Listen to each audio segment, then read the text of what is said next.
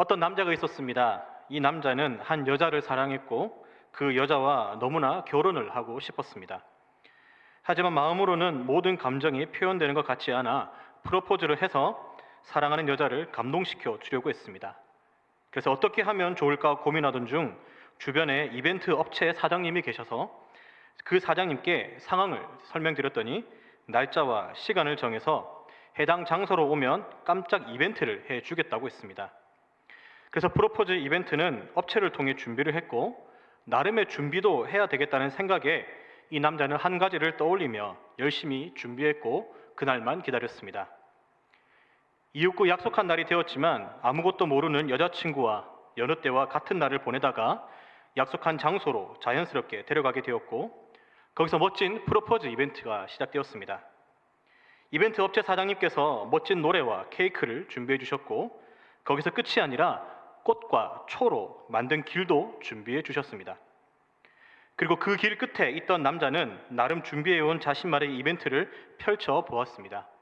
그 이벤트는 지금까지 열심히 모았던 돈이 들어있는 통장과 비밀번호를 건네주며 나와 결혼해주면 이것이 내 것이다 라는 멋진 멘트였는데 그 와중에 통장 비밀번호 4자리 중 앞에 2자리만 공개하고 남은 2자리는 결혼식이 끝나면 알려주겠다고 했습니다.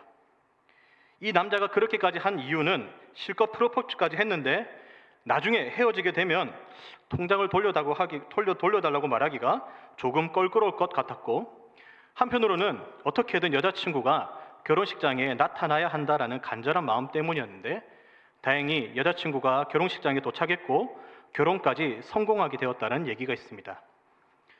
네, 어느 정도 짐작하시는 분이 계시겠지만 이 남자는 접니다. 저의 실화를 말씀드렸습니다. 예. 구 여친이자 현 아내와 결혼하고 싶은 마음에 정말 열심히 이벤트를 준비했었습니다.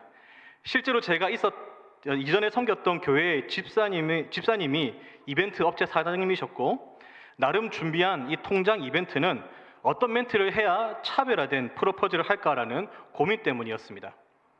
제가 왜 이렇게까지 했냐면 그 사람을 정말 사랑했고 결혼하고 싶은 저의 마음이 말하지 않으면 표현하지 않으면 온전히 전달될 것 같지 않았기 때문이었습니다. 물론 눈치는 챌 수 있었겠지만 사랑은 표현하지 않으면 완성되지 않는다라는 것을 깨닫고 이 마음을 담은 표현을 통해 사랑의 결실을 맺게 되었습니다. 그렇습니다. 사랑은 표현할 때 완성됩니다. 우리는 이런 말을 자주 합니다. 에이, 내 마음 알잖아. 여러분 과연 다 아십니까? 모릅니다. 말해줘야 압니다. 세상 모든 사람이 관심법을 터득해서 상대방의 마음을 다 읽을 수 있는 능력을 가지지 않았기 때문에 표현을 해야 나의 마음을 상대방이 알게 됩니다. 그래서 사랑하면 표현하고 싶어하고 표현해야 합니다. 그러나 반대로 사랑하면 하지 말아야 할 것도 있습니다. 구 여친이자 현 아내를 위해 프로포즈를 준비하면서 모른 척하면서 이렇게 물어봤습니다. 혹시 내가 다음에 프로포즈를 하게 된다면 이것만은 하지 말아달라는 게 있어? 그 말에 구 여친 현 아내는 이렇게 말했습니다. 제발 사람이 많은 곳에서는 하지 말아줘. 너무 부끄러우니까.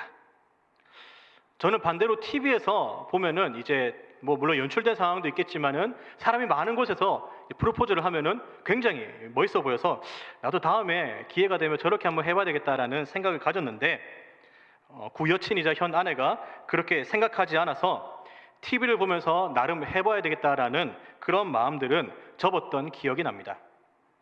그렇습니다. 사랑한다면 사랑을 표현할 줄도 알아야 되지만 사랑한다면 사랑하는 마음으로 하지 말아야 할 것도 있습니다. 오늘 읽은 십계명도 마찬가지입니다. 하나님께서 주신 십계명의 내용을 살펴보면 하지 말라라는 말씀이 많은데 하지 말라는 말씀에는 하라는 말씀도 함께 포함이 되어 있습니다. 이것은 이후 말씀을 통해 자세히 살펴보겠는데 마음과 행동으로 하지 말아야 될 말씀은 결국 마음과 행동으로 나타나야 하는 것이 이웃사랑의 참된 모습임을 하나님께서 알려주셨기 때문입니다. 그리고 우리가 잘 알듯이 십계명은 하나님 사랑과 이웃 사랑이라는 공통된 사랑의 말씀으로 이루어져 있습니다. 그래서 사랑으로 해야 하고 사랑으로 하지 말아야 하는 것이 십계명의 말씀이기에 사랑이 기준이 되어야 됩니다. 그래서 이전에 하나님 사랑의 말씀을 살펴보면 하나님을 사랑한다는 것은 하나님과 나란히 그 어떤 것도 두지 않고 하나님을 내 마음대로 컨트롤하지 않는 것입니다. 그와 함께 하나님께서 주신 것들에 감사하며 마음으로는 어떤 일이 있어도 하나님과 동등한 위치에 두지 않으려고 노력하면서 하나님을 자신에게 맞춰가려는 그 울타리를 무너뜨림으로 철저히 하나님의 뜻에 맞춰가려는 노력하는 삶이 바로 하나님 사랑이라고 제가 지난번에 말씀드렸습니다. 이렇게 하지 말아야 할 것과 해야 할 것을 마음과 행동을 통해 나타내는 것, 이것이 진정한 사랑의 완성입니다. 이웃사랑도 마찬가지입니다. 하나님의 사랑에 근거한 사랑이 있어야 이웃을 사랑할 수 있고 사랑이 있어야 이웃에게 하지 말아야 할 것도 하지 않을 수 있습니다. 그래서 십계명은 하나님을 향한 우리의 사랑이 우리를 향한 하나님의 사랑에 근거하고 그 사랑은 이웃 사랑을 통해 더욱 확장되어 가는 것이죠. 그래서 오늘 말씀을 통해 이웃 사랑의 실천 두 가지를 살펴볼 텐데 결론부터 말씀드리자면 첫 번째는 사랑한다면 하지 말아야 한다. 사랑한다면 하지 말아야 한다와 두 번째는 사랑한다면 해야 한다입니다. 여기에는 해야 할 이유와 하지 말아야 할 이유를 사랑에서 찾고 있습니다. 앞서 말씀드렸듯이 이 사랑은 하나님으로부터 먼저 받은 사랑에 근거합니다. 우리는 하나님의 사랑을 먼저 받은 사람들입니다. 그래서 이 사랑에 근거해야만 이웃을 사랑할 수 있지 하나님의 사랑이 없이는 이웃을 사랑할 수 없습니다.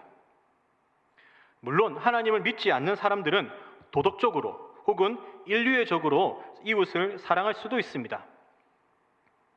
하지만 내가 왜 이웃을 사랑해야 되는지 근원적인 이유는 알지 못합니다. 단순히 불쌍하니까, 단순히 도와주고 싶으니까와 같은 원론적인 답변이 나오겠지만 하나님을 믿는 저와 여러분들은 이 근원적인 질문에 완전히 다르게 답변할 수 있습니다. 바로 하나님께서 나를 먼저 사랑하셨기 때문이고 하나님께서 그 사랑의 실천으로 이웃 사랑을 말씀하셨기 때문입니다. 그러면서 구체적으로 어떻게 사랑해야 하는지를 말씀해 주셨는데 그래서 십계명은 내가 믿고 있는 것을 어떻게 실천해야 되는지를 알려주는 말씀입니다. 그래서 마음도 있어야 되고 행동도 해야 되지만 마음과 행동 이 두 가지가 함께 가야만 진정한 이웃 사랑의 표현임을 말씀해 주셨습니다. 그래서 오늘 말씀을 통해 이웃 사랑의 실천의 근원에 대해 살펴보며 이웃 사랑의 말씀이 내 삶에서 살아낼 수 있도록 기도하며 노력하는 저와 여러분들이 되기를 간절히 바랍니다. 오늘 말씀을 통해 알 수 있는 첫 번째 이웃 사랑의 실천은 사랑한다면 하지 말아야 한다입니다. 오늘 읽은 말씀에 등장한 살인, 간음, 도둑질 당연히 하면 안 됩니다. 세상 어디에서도 이런 것들을 당연시하는 곳은 없습니다. 그런데 이것은 교회를 다니지 않는 사람들도 아는 일반적인 도덕적인 내용의 수준이죠. 하지만 하나님께서는 하나님의 자녀들에게 성경을 주시며 하나님을 믿지 않는 사람들은 알지 못하는 한 가지 진리를 알려주셨는데 그것은 사람은 하나님의 형상대로 만들어졌다는 것입니다. 다시 말해 하나님께서 하지 말라고 하셨기 때문에 해서는 안 되지만 그것과 함께 나뿐만 아니라 내 이웃 또한 하나님의 형상대로 지음을 받았음을 안다면 하나님을 믿는 것의 유무를 떠나 하나님께서 명령하신 이 말씀을 왜 지켜야 하는지 그 이유를 알 수가 있습니다. 그래서 하나님의 형상대로 창조된 사람을 내 마음대로 살인하거나 간음하거나 도둑질할 수 없음을 우리는 분명히 알아야 됩니다. 그러면 우리는 하나님의 형상대로 사람이 만들어졌다라는 말씀을 많이 듣는데 형상이란 말의 뜻이 무엇입니까? 사실 여기에는 많은 신학적인 해석들이 있는데 그 중에서도 신의 대리자, 하나님의 대리자라는 그런 뜻이 있습니다. 성경이 쓰여질 당시 근동에서는 형상이라는 말이 신의 대리자라는 의미로 사용이 되었는데 예를 들어 그 사람이 왕의 형상으로 보냄을 받았다라고 하면 왕이 위임한 권한을 가지고 어디로 가서 통치하는 것을 뜻했습니다. 그래서 왕의 형상을 갖는다라는 것은 왕이 위임한 권한과 권력을 행사할 수 있다는 보증이었습니다. 그런 의미로 보면 사람이 하나님의 형상으로 지음받았다라는 것은 하나님이 위임하신 권한을 가지고 이 세상에서 살도록 허락받았다라는 의미로 받아들일 수 있습니다. 하나님께서 만드신 아름다운 자연과 모든 것들을 하나님께서 직접 통치하실 수도 있고 그렇게 하고 계시지만 하나님은 아담을 만들어 하나님께서 만드신 에덴 동산에 두시며 동물들의 이름을 그가 짓게 하시고 그가 에덴 동산을 관리하도록 하셨습니다. 그래서 하나님께서 만드신 것들을 하나님을 대신해서 가꾸어야 할 책임이 있는 것이 사람이며 그 모습을 하나님의 형상이라고 말하는 것이죠. 여기에는 믿음의 유무로 누구는 해당되고 누구는 해당되지 않는다고 말할 수 없는 모든 사람을 향한 하나님의 창조 메시지가 담겨 있습니다. 그래서 인간은 모두가 하나님의 형상으로 지음받았고 그런 의미에서 모든 인격적 존재는 다 귀하다는 것이 성경의 가르침이죠. 그리고 이 말씀이 전제되어야만 십계명에 나타난 하지 말라는 말씀들이 단순히 도덕적으로 하지 말아야 한다는 것을 넘어 하나님께서 인간에게 주신 사명은 세상 모든 사람이 가지고 있음을 알기에 우리는 사람을 함부로 대할 수 없게 됩니다. 그래서 예수님께서는 공생의 기간 동안에 하나님을 믿는 사람들만 사랑하라는 것이 아니라 때로는 원수까지 사랑하라는 말씀을 하시며 하나님의 사랑의 범위가 우리가 생각했던 것보다 훨씬 더 넓음을 말씀해 주셨습니다. 물론 하나님께서 사랑하시는 자녀들을 위해 일하십니다. 하지만 거기에서 끝나는 것이 아니라 하나님은 일반 은혜라는 것을 통해 하나님을 믿지 않는 사람들에게도 하나님의 사랑인 자연과 만물 그리고 거기에서 오는 이로움을 주시는 분입니다. 한 예로 지금 여러분들이 마시고 있는 공기, 여러분 이 공기는요 하나님께서 하나님을 믿는 사람들에게만 주신 것이 아니죠. 믿지 않는 사람들에게도 주셨습니다. 그래서 여러분 하나님께서 사랑으로 만드신 사람들을 나도 사랑함으로 하지 말아야 할 것은 하지 않는다라는 분명한 다짐이 있어야 됩니다. 그리고 내 옆에 있는 이웃은 그들은 그렇게 생각하지 않을지라도 하나님께서 제정하신 결혼이라는 제도 안에서 서로 다른 두 사람이 만나 하나가 되었음을 우리는 알기에 내가 그 관계 속에 깊숙이 들어가 그 둘의 관계를 깨뜨리지 않아야 됩니다. 그리고 내 옆에 있는 이웃은 그 이웃이 가진 재산은 그들은 그렇게 생각하지 않을지라도 하나님께서 그에게 주신 것임을 우리는 알기 때문에 나에게 주어진 것에 감사하며 그들의 것을 도둑질하지 않아야 되는 것이죠. 그렇습니다. 하나님께서는 하나님을 믿는 우리만 만드신 것이 아니라 하나님을 믿지 않는 사람들도 만드시며 그들 가운데 우리를 두신 것은 사람들과의 관계 속에서 하나님을 믿는 사람으로서 나타내어야 될 중요한 사명이 있기 때문입니다. 하나님께서는 죄가 만연했던 시대 가운데서 하나님께서 선택하신 사람을 통해 이 세상을 완전한 멸망으로까지 내버려 두지 않으시면서 동시에 그들을 통해 하나님을 믿지 않는 사람들에게도 하나님의 사랑을 전하기를 원하셨습니다. 그래서 세상의 모든 사람들을 구속하고도 남을 구속의 은혜지만 택한 자들에게만 베푸시는 제한적인 하나님의 사랑을 제외하고서 모든 사람들에게 베푸시는 일반적인 사랑에 근거하여 우리 또한 이웃을 사랑함으로 하나님의 말씀대로 살아가야 됩니다. 하나님께서는 오늘 이 말씀에 하지 말아야 될 대상을 하나님을 믿는 사람들에게만 한정하시지 않으셨습니다. 하나님을 믿는 사람들에게만 살인, 간음, 도둑질 하지 말고 하나님을 믿지 않는 사람들에게는 그렇게 하도록 허락하지 않으셨다는 것이죠.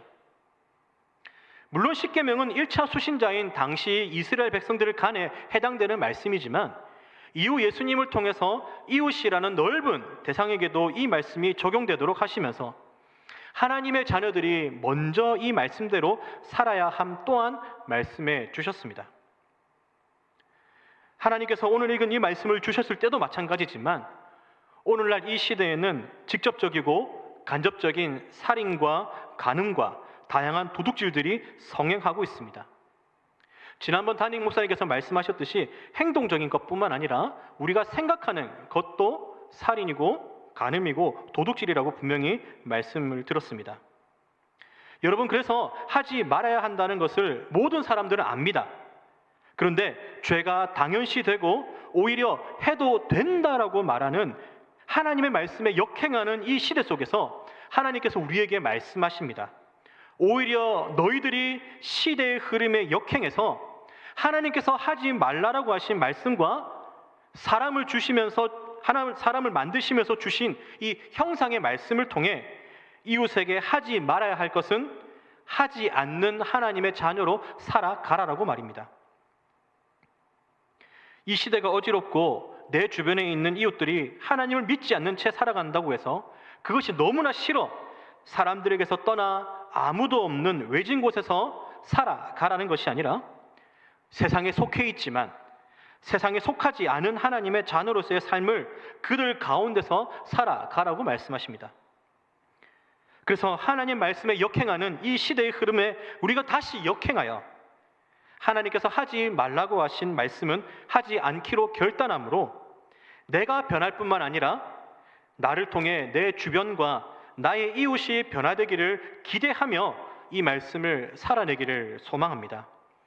생각으로나 마음으로나 행동으로나 살인하지 말고 간음하지 말고 도둑질하지 맙시다. 하나님께서 사랑하신 내 이웃을 함부로 대하지 맙시다. 하나님께서 말씀하셨으니까 지키기로 결단합시다. 사랑하는 성도 여러분, 우리는 정말 사랑하는 사람이 있다면 그 사람을 위해서 해야 할 일도 있지만 하지 말아야 할 일도 있음을 우리는 분명히 압니다.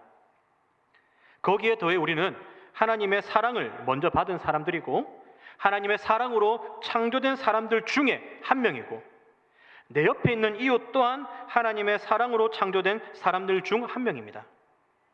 하나님께서 만드신 인간을 존중하지 않고 인간을 사랑하지 않는 것은 곧 그를 지으신 하나님을 존중하지 않고 사랑하지 않는 것임을 기억하시므로 하나님께서 금하신 것들은 하지 않기로 과감히 결단하는 저와 여러분들이 되기를 간절히 바랍니다. 계속해서 두 번째 이웃 사랑의 실천은 사랑한다면 해야 한다입니다. 사랑한다면 해야 합니다. 앞서 말씀드렸듯이 십계명은 하지 말라는 말씀과 함께 해야 한다는 말씀도 동시에 있습니다.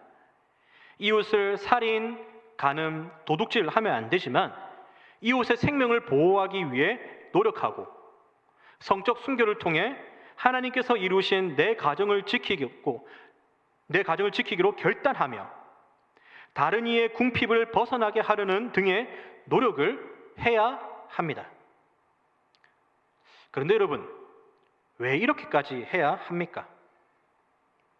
그냥 하지 말라는 것만 해도, 하지 말라는 것만 안 해도 나름 열심히 사는 것인데 왜 하지 말라는 것을 넘어 다른 이들을 생각하며 해라고 말씀하시는 것일까요?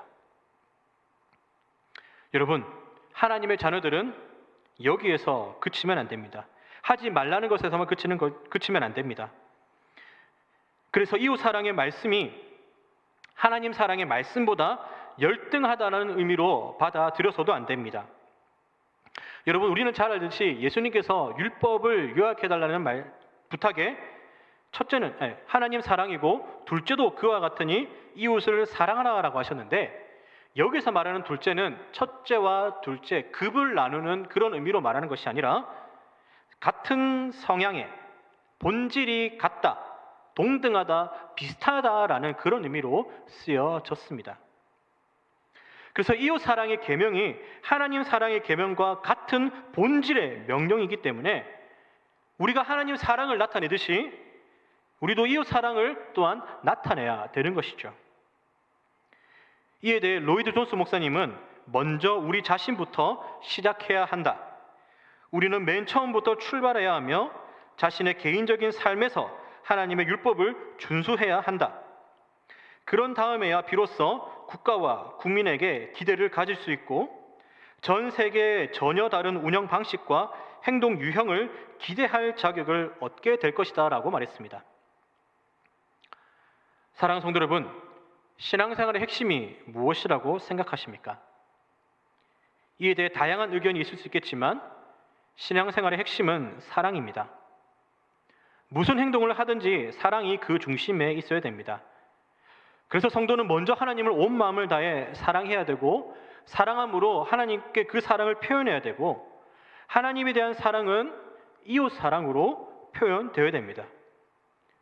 표현되어지는 사랑은 곧 이웃을 위해서 내가 지금 해야 할 일이 있다는 것인데, 거기에는 다양한 행동들이 나타날 수 있습니다. 중요한 것은 그것을 억지로 하는 것이 아니라 사랑으로 해야 한다는 것이며, 마음과 함께 행동까지 나타나야 되는 것이죠. 하나님은 하나님의 자녀들에게 진실한 사랑을 바라십니다. 그리고 그 사랑에서 우리의 모든 행위가 나오길 바라십니다. 그래서 하나님 사랑과 이웃 사랑은 따로 떨어져 있는 것이 아니라 서로 긴밀히 연결되어 있습니다. 그렇기에 우리가 하나님을 어떤 방식으로 사랑한다고 날마다 고백하는 하나님의 자녀들은 이웃을 어떤 방식으로 사랑할까를 항상 고민하며 실천해야 되는 것이죠. 그래서 사랑의 완성은 머리와 가슴이 아니라 손과 발끝에서 사랑은 완성이 됩니다. 이에 대해 칼빈은 많은 사람의 사랑은 혀끝에 있고 진정한 사랑은 손끝에 있다라고 말했습니다. 우리가 수많은 사랑을 이야기하고 사랑합시다라고 수천 번 외치더라도 그것만으로는 부족합니다. 손끝으로 전해지는 진정한 마음의 성실한 표현이 있을 때 사랑은 비로소 온전히 나타납니다. 하나님께서 우리에게 보여주신 사랑이 그러하죠. 로마서 5장 8절 말씀에서 우리가 아직 죄인 되었을 때 그리스도께서 우리를 위하여 죽으심으로 하나님께서 우리에 대한 자기의 사랑을 확증하셨다라고 말씀하시며, 우리 하나님께서 그 사랑을 보여주신 것처럼 우리도 그 사랑을 받은 자들로 그 사랑을 나타내야 됩니다. 그래서 이웃을 위해 진실된 마음으로 함께 울며 함께 웃고 도움이 필요한 자들의 필요를 채워주며 마음이 상한 자의 마음을 치유하는 손끝과 발끝을 통해 우리의 사랑, 하나님의 사랑이 넘쳐나고 확장되게 될 것입니다. 여러분, 사랑한다면 해야 합니다. 사랑한다면 해야 합니다. 그 사랑이 내가 베푼 사랑의 손길로 내가 아닌 하나님을 알기를 소망하며 우리는 사랑을 표현하며 살아가야 됩니다.